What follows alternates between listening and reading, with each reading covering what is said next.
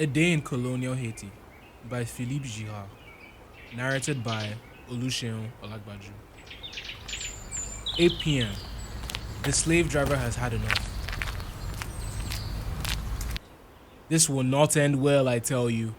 Mark my words, you will live to regret it. Pascal hears Jean-Jacques call him out just as Pascal is about to enter the big house. He pauses and clenches the door handle, bristling at Jean-Jacques' insulting tone. How dare he speak this way? Pascal is the manager of the runaway plantation in Manquets, which is one of the largest plantations in the colony. Jean-Jacques is a slave. The manager has already told him in no uncertain terms that their conversation was over. By law, Pascal could have him whipped for making a veiled threat.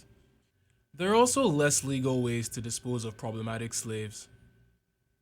But Jean-Jacques is not just any slave. He is one of the plantation's 2 slave drivers, or commandeurs.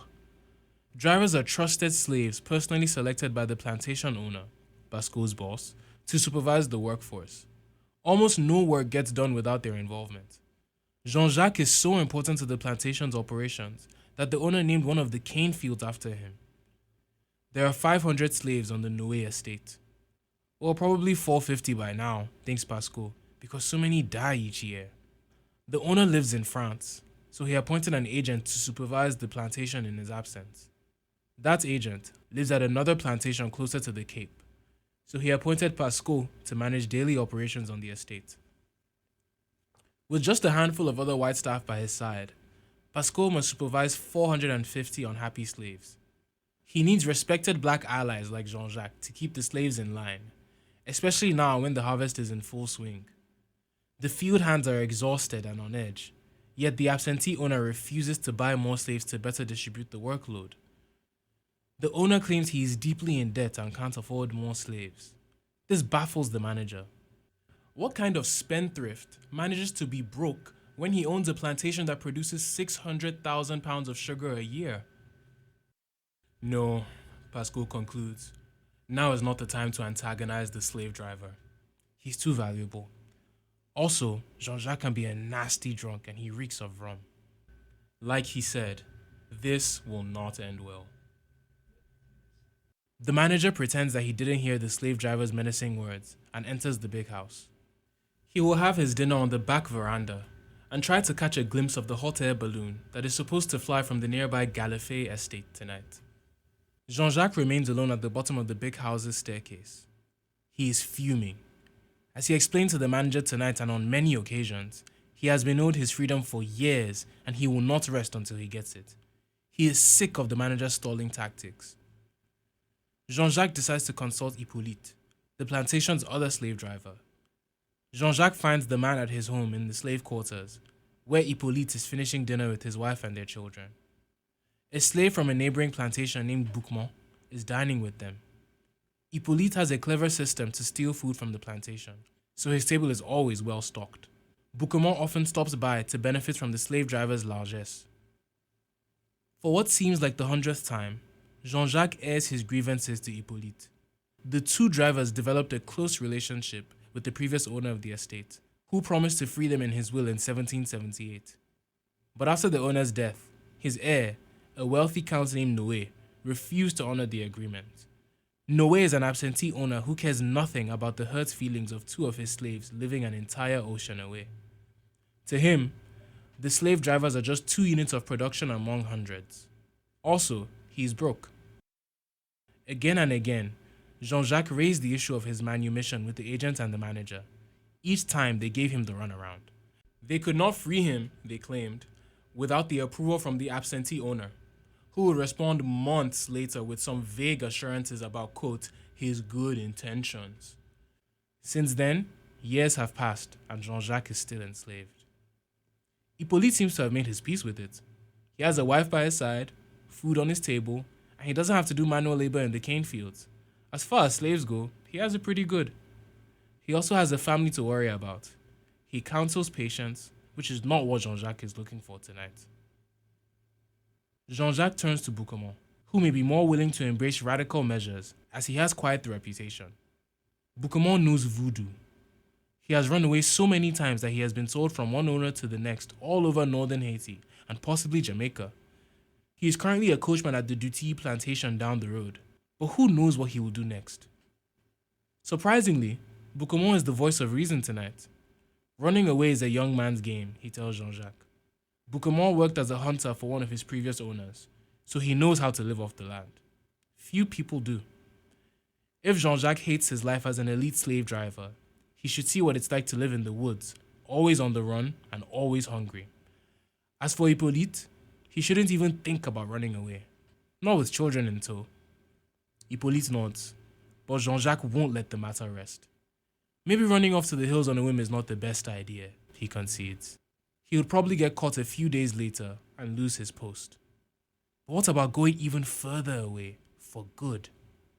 The border to the Spanish colony of Santo Domingo is not far south from the plantation. He could begin a new life there. Nope, retorts Boucamont. Running to the Spanish side has become much harder since France and Spain signed a treaty of extradition. The Spanish now send back the French runaways they find on their side of the border, or they illegally enslave them as their own. Alright then, what about the Maniel Maroons? Jean-Jacques presses. Everyone has heard the rumors about this legendary community of runaways. Its roots go back to the very beginnings of European colonization. It is nestled deep in Haiti's interior, in the ill-charted Bahoruco region. Whites have been trying and failing to dislodge the Maniel Maroons by force for centuries. Now the current governor is talking of signing a treaty with them and leaving them alone. A treaty, Jean-Jacques says. Can you imagine this? Living not just free, but independent? Boucamont still has his doubts. Haiti is vast and mountainous. The word Haiti means rugged island in the indigenous Taino language. Reaching the Bahoruco region would require weeks of trekking over harsh terrain. Jean-Jacques would probably get lost and die of hunger long before reaching the promised land. Anyway, there is no guarantee that the Maniel Maroons would welcome a newcomer in their ranks. They prefer to lie low to avoid irking their powerful neighbors. Even if Jean-Jacques managed to find the secret hideout of the Maniel Maroons, and that's a big if, they would probably turn him over to the whites for a reward. Still, Jean-Jacques won't let go. For years he has clung to the promise of manumission. The prospect of imminent freedom is what allowed him to survive day after day. Only tonight did he realize that the absentee owner will never honor his predecessor's pledge and that he would die a slave. His mood hovers between dejection and rage. Here's the deal, he says.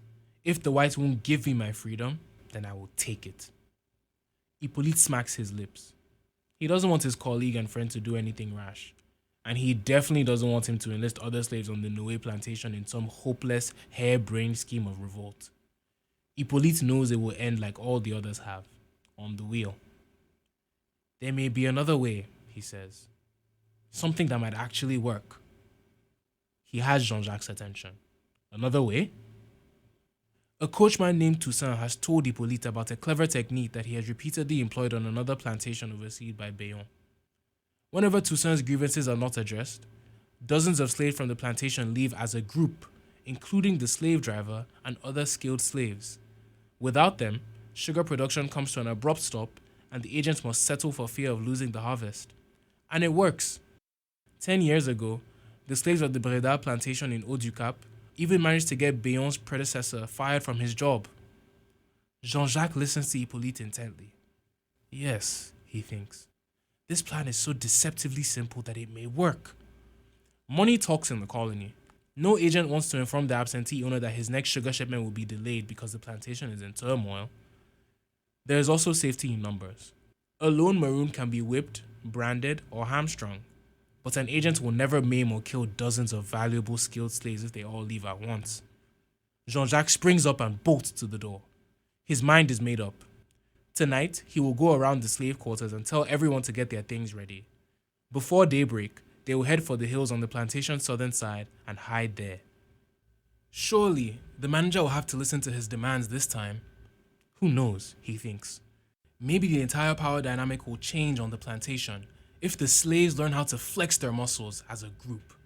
And if the big whites still won't agree to meaningful changes, this strike will serve as a grand rehearsal for some later, more radical undertaking. I warn the manager, this will not end well for you. This is a note from the historian. According to letters sent by the manager of the Noé plantation to the absentee owner in France, the slave driver Jean-Jacques and 64 skilled slaves eventually went on strike on the Noé plantation. The manager yielded to their demands and gave Jean-Jacques 2 gold coins and his de facto freedom. The slaves of the Noé plantation may have felt emboldened by this successful strike because they were among the first to revolt in August 1791, by which point the numbers of slaves on the plantation had been reduced from 518 in 1779 to 354 in 1791 due to poor treatment and overwork. The slave driver Jean-Jacques and his friend, the coachman Bookman, played leading roles in the early stages of the Haitian Revolution until both died in the fall of 1791. This book is available on Amazon as an ebook, an audiobook, a paperback, and a hardback.